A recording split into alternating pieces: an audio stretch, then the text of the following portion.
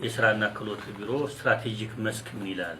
ስትራቴጂክ መስክ የትኩረት መስኮች ምንድናቸው?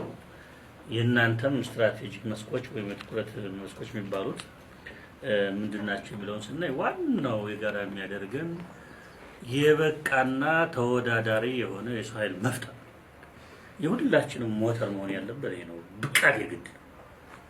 የበቃ ካልበቃ ተወዳዳሪ አይሆንም ማለት ነው። እኔ ማጠንጠኛው ብናደርገው መመዘን ለኔ ፕሮሰስ ነው፣ መብቃት ነው ዋናው። የግድም ይሁን የምንም ይሁን እንዲበቃ ነው አለምን መስራት ያለብን። አጫጭርም ቢሆን እንደተባለው ባወቅ እንዳለው ቢበቁ ነው የተሻለ የሚሆነው።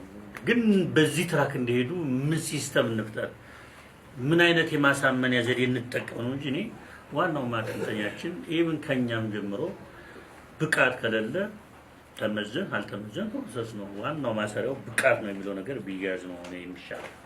ይሄን በዚህ ከተስማማነ ሌሎቹ በየድርሻችን መውሰድ ነው የሚሻለውና በዛ ጋር የሚዞ ነው። እኔ ከእናንተ አኳያ እኔ ዋናው አሁን እናንተ ክሪቲካል ነገሮች ምንም እንኳን እናንተ የምትፈጽሟቸው አሁን የምዘና ማዕከል ላይ ነው። ሲሪየስሊ የምዘና ማዕከላችሁ በደንብ ፊልተር አውት ሆነው እነዚህ ተለይተው በአግባቡ መቀመጥ እንዳላችሁ ዞን ላይ እግር የላችሁ ኮሌጆች አሉ፣ ካምፓኒዎች አሉ፣ ኢንተርፕራይዞች አሉ። የምዘና ማዕከላችን ተደራሽ እንዲሆን በእነዚህ መስኮች ላይ ምንድነው ማድረግ ያለብን?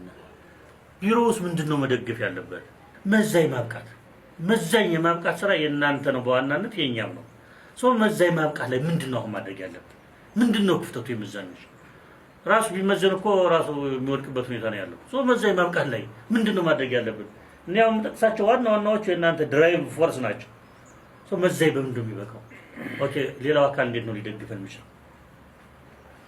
በዚህ አኳያም በደንብ ማየት አለብን። እኔ መዛኝ በጣም የጥራት ችግር አለ።